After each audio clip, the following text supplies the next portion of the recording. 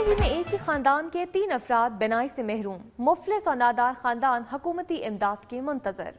تفصیلات کے مطابق سکھیکی کے اس خاندان کے 3 افراد بینائی سے محروم ہیں۔ بڑا بھائی محمد اشرف بھیک مانگتا تھا۔ تقریباً 6 ماہ پہلے ریڑھ کی ہڈی ٹوٹنے کے باعث وہ بھیک مانگنے سے بھی قاصر ہو گیا۔ چھوٹا بھائی منصب علی بھی کوئی کام نہیں کر سکتا تھا۔ تیسرا فرد محمد اشرف کی بیوی صاحبہ بی بی ہے۔ محمد اشرف کا ایک بیٹا اور 2 بیٹیاں ہیں۔ ریڑھ کی ہڈی ٹوٹنے کے بعد سے اس نے اپنے بچوں کو اسکول سے بھی چھڑوا لیا ہے اور اب ان کی معاشی حالت بہت خراب ہے۔ اہل محلہ ان کی کچھ امداد کرتا ہے جن سے وہ اپنے پیٹ کی آگ بجھاتے ہیں۔ انہوں نے حکومت سے اپیل کی ہے کہ ان کی امداد کی جائے تاکہ ان کے بچے بھی معاشرے کا بہترین حصہ بن سکیں۔ راجن پور کی نواحی بستی جاگیر گبول میں 5 انتہائی غریب گھرانوں کے 1 درجن کے قریب افراد عجیب و غریب بیماری کا شکار ہو کر ذہنی طور پر معذور اور پاگل ہو چکے ہیں۔ متاثرین غربت کے باعث 2 وقت کی روٹی سے محروم اور فاقہ کشی پر مجبور ہیں۔ غریب خاندان کی ایک بوڑھی خاتون اور 4 سالہ بچہ بھی پاگل ہو کر کچھ عرصہ پہلے انتقال کر چکے ہیں۔ علاقے کے لوگوں کا کہنا ہے کہ یہ بستی آسیب زدہ ہے اور یہاں جنات کا بسیرا ہے۔ بستی جاگیر گبول کے ایک گھرانے کا بدنصیب شخص عبد المالک انتہائی غریب اور مزدور ہے۔ 7 سالہ بیٹے عبداللہ اور 9 سالہ بیٹی سجیلہ پر مشتمل خاندان بھی ذہنی طور پر معذور ہے۔ مجبور باپ نے اپنے بچوں کو پاؤں میں زنجیریں ڈال رکھی ہیں۔ غربت کے باعث متاثرین کے گھروں کے چولہے ٹھنڈے پڑ چکے ہیں۔ اسی گھر کے سربراہ عبد المالک گبول کا 25 سالہ نوجوان بھتیجا عبد الخالق 4 سالہ سجاول اور اس کی بوڑھی ساس بھی پاگل ہو کر اس جہان فانی سے رخصت ہو چکے ہیں۔ عبد المالک کے ہمزلف غلام قاسم کے 3 بچے، 13 سالہ بیٹی آمنہ، 14 سالہ بیٹا عبداللہ اور 7 سالہ بیٹی شکیلہ اور غلام قاسم گبول کے بھائی مولوی ہاشم گبول کے 2 بیٹے، 12 سالہ زاہد اور 10 سالہ مجاہد اور 8 سالہ بیٹی نسیمہ بھی ذہنی طور پر معذور ہیں۔ متاثرہ خاندان کے درجنوں عزیز و اقارب میں جن میں مرد، عورتیں، بچے شامل ہیں، مختلف ذہنی بیماریوں میں مبتلا ہیں۔ بستی کو آسیب زدہ قرار دیے جانے پر متاثرہ خاندان کے کئی افراد نقل مکانی کر چکے ہیں۔ غربت کے باعث متاثرہ خاندان علاج معالجے سے قاصر ہے اور محکمہ صحت اور ارباب اختیار پریشان حال لوگوں سے لا علم ہے۔ علاقے کے مکینوں نے وزیر اعلیٰ پنجاب سے اپیل کی ہے کہ بستی جاگیر گبول کے 5 پراسرار بیماریوں کے شکار غریب گھرانوں کے معذور بچوں کے لیے میڈیکل ٹیمیں بھیجی جائیں اور ان غریبوں کی رہائش کے لیے متبادل جگہ فراہم کرتے ہوئے فوری طور پر مالی امداد فراہم کی جائے۔ سجادہ نشی میاں حسن رضا میانہ کا کہنا ہے کہ حضرت سلطان عبدالحکیم کا عرس شایان شان طریقے سے منایا جاتا ہے، لیکن گزشتہ برس بھی میلہ نہ ہونے دیا گیا، مگر 15 روز بعد وزیر اعظم پاکستان کے سسرال دربار سندھیلا والی میں میلہ لگایا گیا تو وہاں سیکیورٹی انتظام کیسے ہوا؟ اس کے علاوہ آج بھی پورے ملک میں عرس کی تقریبات شروع ہیں۔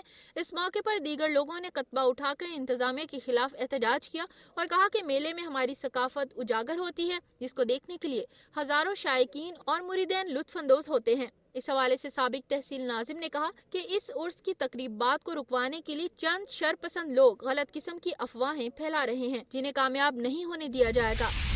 سیالکوٹ میں نجی ہسپتال کے ڈاکٹر نے تشدد کر کے اپنے ہی ہسپتال کے نرس کو موت کے گھاٹ اتار دیا۔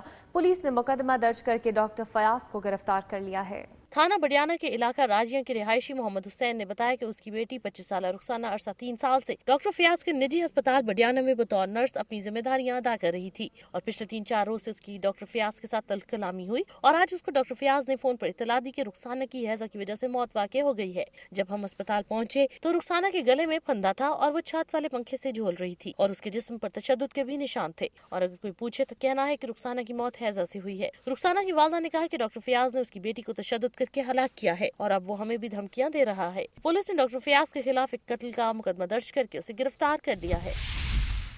شیخ احمد ماہی عرف سائنس سکھ ایک بوریا نشین بزرگ شخصیت تھے جن کا انتہائی شاندار دربار محلہ مسکین میں ہے۔ یہ دربار ان کے مرید مستری محمد ابراہیم، جو کہ نقش و نگار اور تعمیر میں اپنا ثانی نہیں رکھتے تھے، نے بنایا۔ دربار کی تعمیر سائنس سکھ کی زندگی میں ہی شروع ہو گئی تھی اور اب تک جاری ہے۔ اس دربار کو تاج محل آگرہ کی طرز پر تعمیر کیا جا رہا ہے۔ شیخ احمد ماہی سائنس سکھ کے نام سے مشہور تھے۔ ان کا قول تھا کہ انسان اپنی زندگی چین سے بسر کرے اور چین سے جیے اور چین سے جینے دے، تمام زندگی رنج و دکھ کو قریب نہ آنے دے۔ اب جبکہ خود شیخ احمد ماہی 1990 میں وفات پا چکے ہیں اور ان کے مرید نے بھی دم توڑ دیا ہے، مگر شیشے کے نقش و نگار اور طرز تعمیر بدستور اسی طرح جاری ہے۔ ان کی وفات کے بعد ان کے صاحبزادے جانشین ان کی خواہش اور مشن کے مطابق چلا رہے ہیں۔ ان کا ماہانہ عرس ہر چاند کی 14 تاریخ کی رات کو محفل قوالی اور لنگر کی تقسیم سے ہوتا ہے، جبکہ سالانہ عرس پر بھی ہزاروں لوگ حاضری دیتے ہیں۔ پرواز احمد چودھری، دنیا نیوز، چنیوٹ۔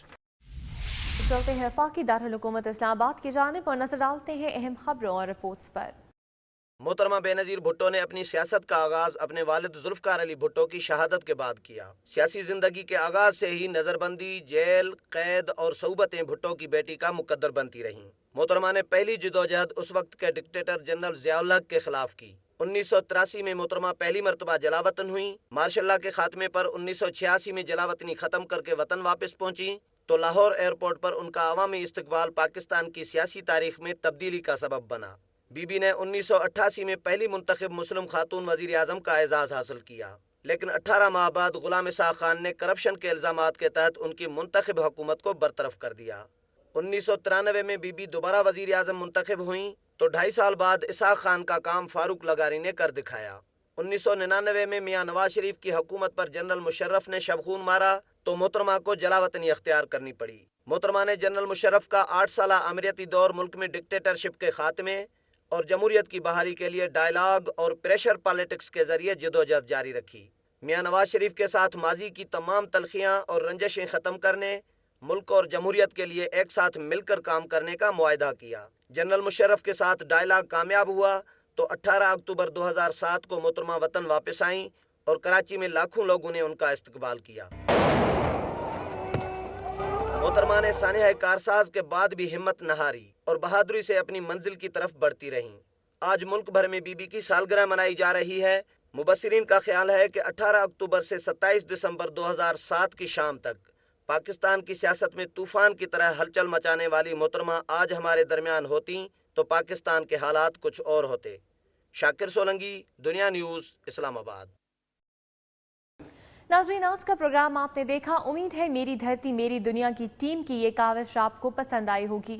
تعلیمی اداروں کی تعمیر میں ناقص مٹیریل کا استعمال ہو یا کمسن مجرموں کو سزائیں دینے کا معاملہ، مسلم دنیا کی فن تعمیر کی بات ہو یا ثقافتی بیٹھکوں کا احوال، میری دھرتی میری دنیا کی ٹیم کی کوشش ہے کہ ناظرین کو ہر علاقے اور ہر شعبے کی خبروں سے باخبر رکھے، اور یہ کوشش آپ کے تعاون کے بغیر ممکن نہیں۔ مسائل کی درست نشاندہی کے لیے ناظرین آپ کا تعاون ضروری ہے۔ اپنی تجاویز اور آراء کے لیے ہمارا ای میل ایڈریس نوٹ کر لیں، mdmd@duniatv.tv۔ پروگرام کا وقت ختم ہو رہا ہے، پھر حاضر ہوں گے دلچسپ معلوماتی اور تاریخ میں جھانکتی رپورٹس اور علاقائی خبروں کے ساتھ۔ اپنی میزبان اقرا شہزاد اور میری دھرتی میری دنیا کی ٹیم کو اجازت دیجیے۔ اپنا بہت خیال رکھیے گا۔ اللہ حافظ۔